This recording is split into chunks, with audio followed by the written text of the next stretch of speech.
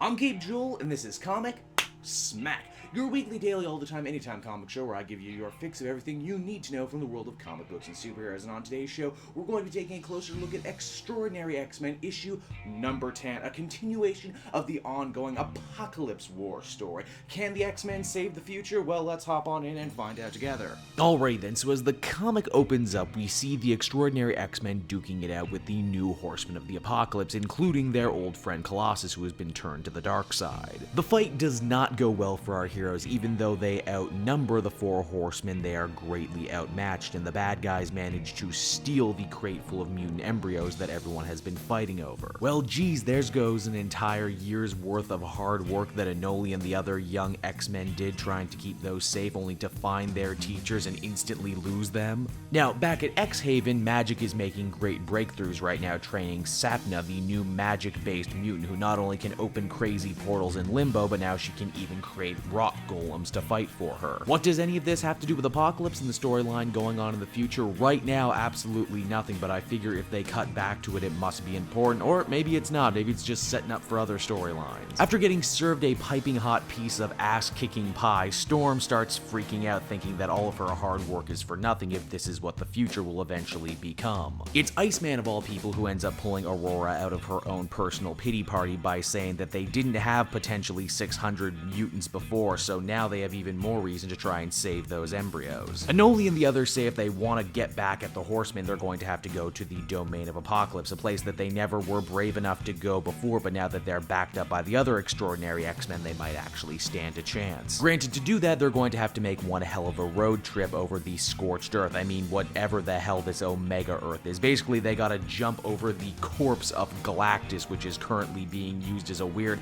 hive husk thing for a bunch of mole men. The team gets overrun by ugly moloids, and before they can get dragged down into the depths, it's young Jean Grey who saves the day by tapping into her Phoenix power, and wouldn't you know it, Glob, who's had a crush on her pretty much this whole arc, decides now is the time to tell her about it. Ooh, place and time, dude, place and time, this is not it. It's a rocky road, but the X-Men eventually find their way to the door of Apocalypse's domain, and of course his domain is Egyptian themed. I mean, what else would it be, you know, pyramids, sand, sphinxes, the dude knows what he wants when it comes to interior decorating. The Horsemen are ready to defend their master, who, might I add, we are multiple parts into Apocalypse War now, and we have not seen Apocalypse even once. The Venom Horseman ends up charging the group, and Old Man Logan gets out in front to defend Jean, in doing so getting absorbed into the symbiote. So as the comic ends, what we're left with is, get this, Old Man Venom.